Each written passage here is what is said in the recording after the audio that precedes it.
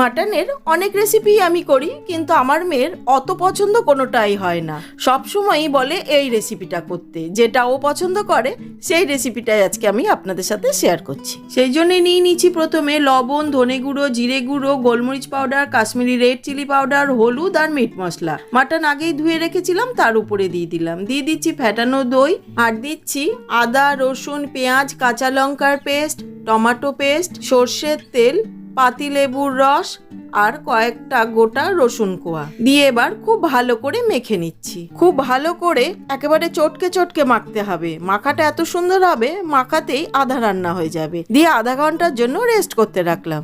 এদিকে প্রেসার কুকারের মধ্যে সর্ষের তেল গরম করে দিয়ে দিচ্ছি গোটা গরম মশলা আর কুচিয়ে রাখা পেঁয়াজ। পেঁয়াজটাকে ব্রাউন করে ভেজে নিচ্ছি। হয়ে গেছে, এবার দিয়ে দিচ্ছি অল্প একটু ঘি আর হাফ চামচ মতন চিনি। এতে করে না রংটা খুব ভালো আসবে। পেঁয়াজটা ব্রাউন করে ভেজে নিয়েছি, আর এদিকে মাটনটাও আধা ঘন্টা হয়ে গেছে ম্যারিনেট করে রাখা।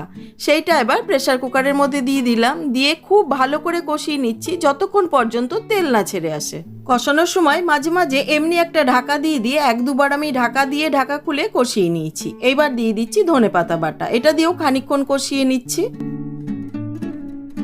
এইবার দিয়ে দিচ্ছি প্রয়োজন মতন গরম জল। খুব বেশি দেওয়া যাবে না, তাহলে কিন্তু ছিটে বেরিয়ে আসবে। ভালো করে নেড়ে নিয়ে প্রেসার কুকারে ঢাকাটা লাগিয়ে দিচ্ছি। দিয়ে মোট আমার 4টে সিটি দিতে হবে, তবে আমি 2টো সিটির পর আলু দিয়ে দেবো। 2টো সিটি পড়ে গেছে, এবার প্রেসার কুকারে ঢাকাটা খুলে আগের থেকে কেটে ভেজে রাখা আলু দিয়ে দিচ্ছি। এখানে আমি বড় সাইজের আলুগুলোকে দুভাগ করে কেটে লবণ আর হলুদ দিয়ে ভেজে রেখেছিলাম, সেটা দিয়ে দিলাম। দিয়ে দিচ্ছি কয়েকটা চেরা কাঁচা লঙ্কা। দিয়ে প্রেসার কুকারে ঢাকাটা লাগিয়ে 2টো সিটি আসা পর্যন্ত অপেক্ষা করছি।